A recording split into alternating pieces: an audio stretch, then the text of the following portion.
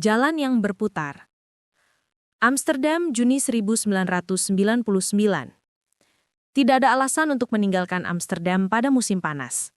Inilah masa berbaik untuk bersepeda di sekitar Leidseplein dan Dam Square sambil menikmati sinar matahari yang merupakan surga tahunan bagi warga kota. Ia masih ingin duduk di pinggir pantai Bloemendaal berbekal kanvas dan alat lukis, atau menikmati kopi verkeerd di salah satu kafe di Stratjes dari pagi hingga sore bersama buku sketsanya. Sambil mengosongkan baris terakhir bukunya dari rak yang bergantung di samping tempat tidur, pertanyaan yang sama seminggu terakhir ini berulang dalam kepalanya. Umurku baru jalan 18, tapi kenapa aku merasa terlalu lelah untuk semua ini? Pintu di balik punggungnya berderit pelan. Nenek Kenan, jangan bebani kopermu dengan buku. Biar Oma yang kirim semua bukumu ke Jakarta. Kopi susu atau kafe latte? Tidak.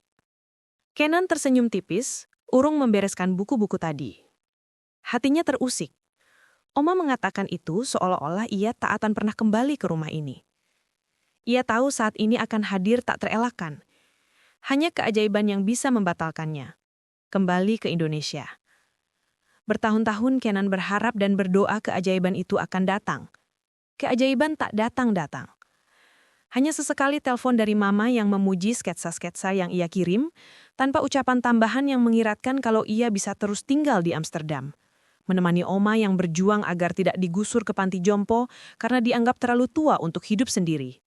Melukis di salah satu bangku di Vondelpark, tumbuh besar menjadi seniman-seniman yang ia kagumi dan banyak berseliweran di kota ini. Keajaiban yang dimiliki Kenan punya tanggal kadaluarsa. Cukup 6 tahun saja. Orang tuanya bertengkar hebat seminggu sebelum akhirnya memutuskan bahwa ia, anak pertama mereka, dilepas ke negeri orang. Padahal Kenan tidak merasa di negeri orang. Bukankah di kota ini mamanya dilahirkan dan menjadi pelukis, sampai akhirnya pergi ke Indonesia dan berhenti menjadi pelukis? Kenan tidak tahu persis apa yang terjadi. Bagaimana mungkin orang tuanya, sumber dari bakat melukis yang mengalir dalam darahnya, justru ingin memadamkan apa yang mereka wariskan? Papa khawatir Amsterdam akan menghidupkan seorang seniman dalam diri anaknya. Kenapa Papa takut? Kenan dulu bertanya. Karena otakmu terlalu pintar untuk cuma jadi pelukis, jawab ayahnya. Kenan pun bertanya-tanya. Haruskah dia mulai menyabotase nilai-nilainya sendiri di sekolah agar papanya keliru? Tapi untungnya sebelum itu terjadi, Papa dan Mama sepakat. Dia diizinkan bersekolah di Amsterdam untuk 6 tahun. Hanya 6 tahun. 2000 lebih hari berlalu dan Kenan merasa 6 tahun sesingkat kedipan mata. Mungkin ini saja yang sebaiknya kamu bawa. Oma menyerahkan 2 buah buku bertuliskan 2.500 latihan soal UMPTN, supaya bisa belajar di pesawat. Kenan menyambut 2 buku tebal itu dan berencana untuk meninggalkannya di kolong tempat tidur, begitu Oma keluar kamar nanti. Oma tunggu kamu di meja makan ya.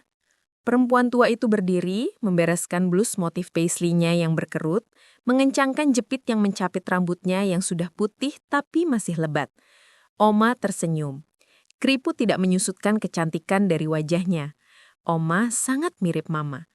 Kenan mendadak merasakan kangen yang menjadikan kepulangannya ke Jakarta tidak terlalu buruk. Oma jadi masak, brune bone dan kaas, sesuai pesananmu. Oma selalu pegang janji. Satu malam pada musim dingin pertamanya di rumah ini, pemanas rumah mereka rusak. Oma mendekapnya dan membungkusnya dalam selimut tebal. Mereka berdua bertahan seperti itu di sofa, menunggu pagi. Untuk pertama kalinya juga, mereka merasakan kedekatan seperti 2 sahabat yang saling menjaga. Malam itu, Oma janji tidak akan menangis kalau satu saat Kenan pulang ke Indonesia. Dan Kenan pun ikut berjanji tanpa tahu betapa beratnya memegang janji itu. Kenan memandangi neneknya yang berjalan menuju meja makan. Sudut mulut Oma selalu tampak tersenyum dan membuat air mukanya selalu ramah. Langkahnya masih tegap meski memelan setahun belakangan ini. Dari celah pintu yang sedikit membuka, Kenan memandangi Oma membereskan taplak meja yang sudah rapi dan duduk menatap sup kacang merah yang mengepul di wajahnya. Sekalipun samar, Kenan dapat melihat mata tua itu berkaca-kaca dan dalam gerakan cepat, Oma tampak menyusut sesuatu dari ujung matanya. Kenan menutup pintu kamar. Tak lama, seluruh ruangan itu tampak gabur. Berkali-kali Kenan mengerjapkan mata, tapi air di pelupuknya seperti tidak bisa berhenti. Jakarta, Juli 1999. Cewek bertubuh mungil itu tak henti-hentinya bergerak, berjingkat, kadang melompat, bahkan kakinya menendangi udara.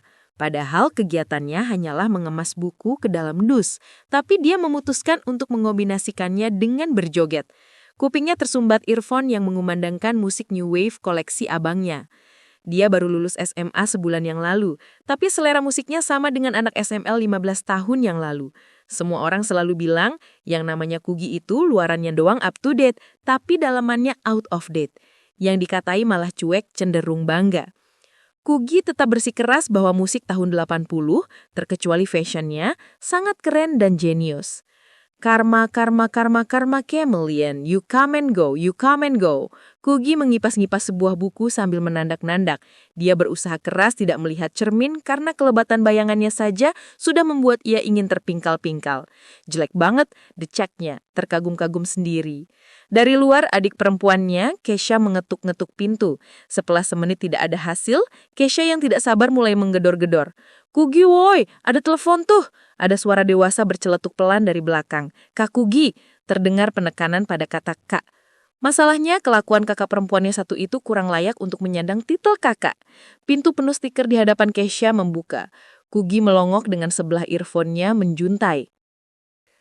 Bukannya buru-buru mengangkat telepon, dia malah menengok ke ibunya dulu. Ma, gimana kalau aku ganti nama jadi Karma? Kan tetap dari K, jadi nggak menyalahi aturan rumah ini.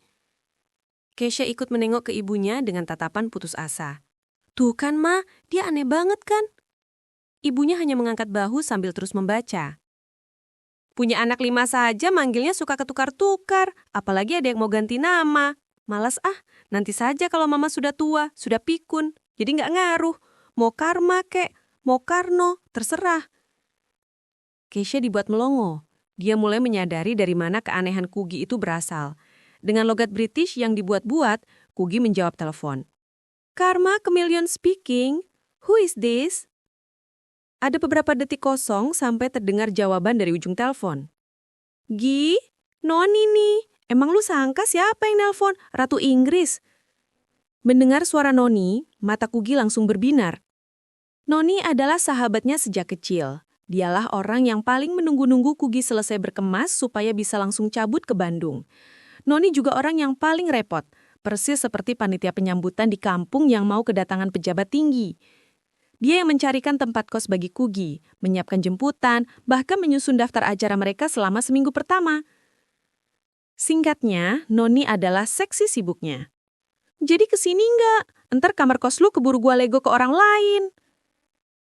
Suara Noni yang melengking tajam begitu kontras, menggantikan suara Boy George yang halus dari kuping Kugy.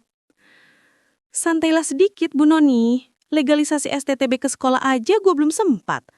Hah? Orang lain tuh sudah dari berabad-abad yang lalu legalisasi STTB-nya, tahu?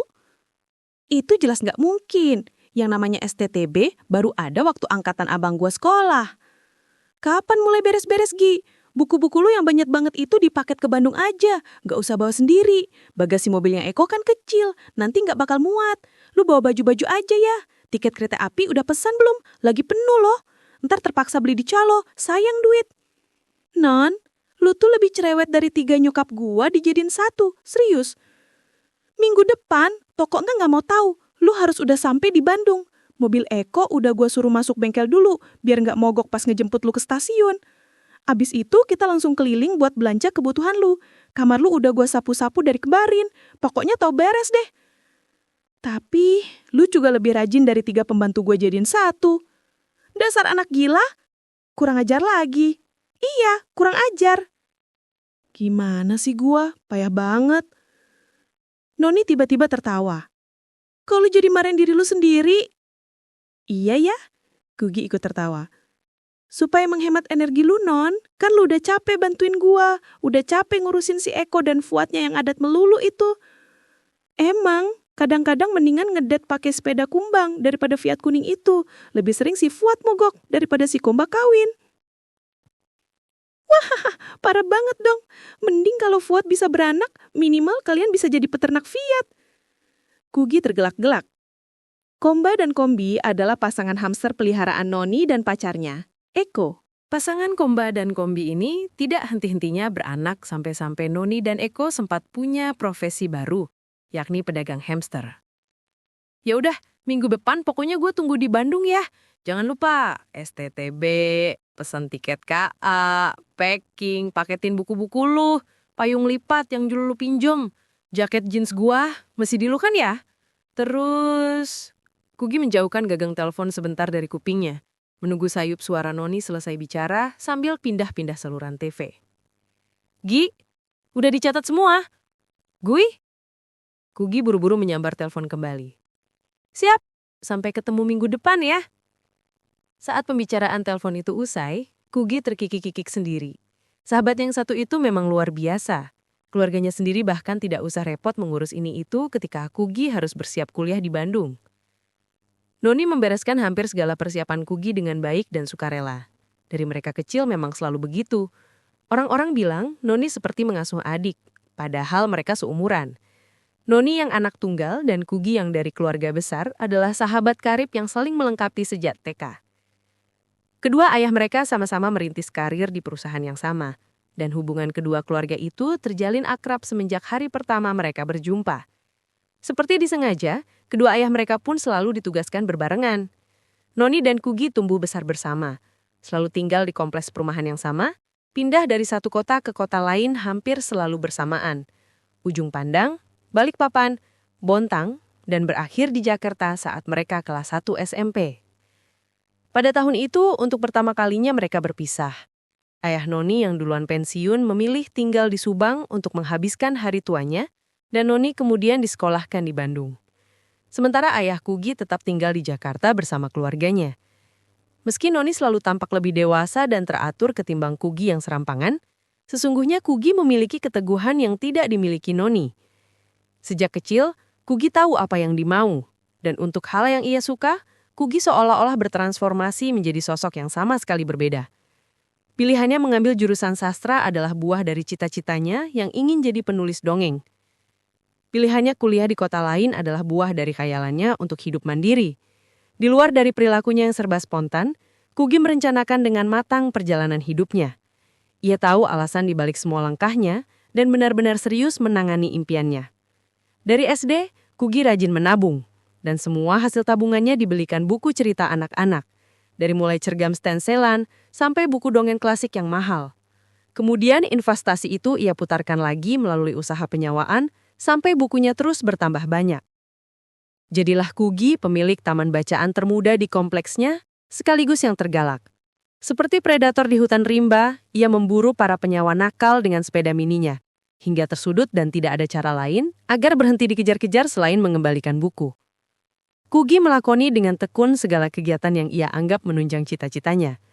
Kugi menjadi pemimpin redaksi majalah sekolah dari mulai SMP sampai SMA. Ia dikenal sebagai pionir dengan ide-ide segar bagi kehidupan buletin sekolah. Ia nekat memburu para figur publik betulan untuk diwawancarai dengan pendekatan yang profesional yang lalu dituangkan ke dalam bentuk artikel yang serius. Dengan rajin ia mengikuti segala perlombaan menulis di majalah-majalah, lalu bekerja sebaik dan sekeras mungkin untuk akhirnya keluar menjadi juara. Sampai-sampai Kugi hafal juri-juri mana yang biasa dipakai dan bagaimana seleranya. Tidak semua orang menganggap menjadi penulis dongeng layak disebut sebagai cita-cita. Kugi juga tahu itu. Semakin ia beranjak besar, Kugi sadar bahwa sebuah cita-cita yang dianggap layak sama dengan profesi yang pasti menghasilkan uang. Penulis dongeng bukan salah satunya. Untuk itu, sepanjang hidupnya, Kugi berupaya membuktikan bahwa ia bisa mandiri dari buku dan menulis. Di kamarnya yang bergabung dengan taman bacaan di loteng rumah, Kugi menyusun balok demi balok mimpinya. Suatu hari, ia bukan hanya seorang kolektor buku dongeng, ia akan menulis dongengnya sendiri, kendati jalan yang ia tempuh harus berputar-putar,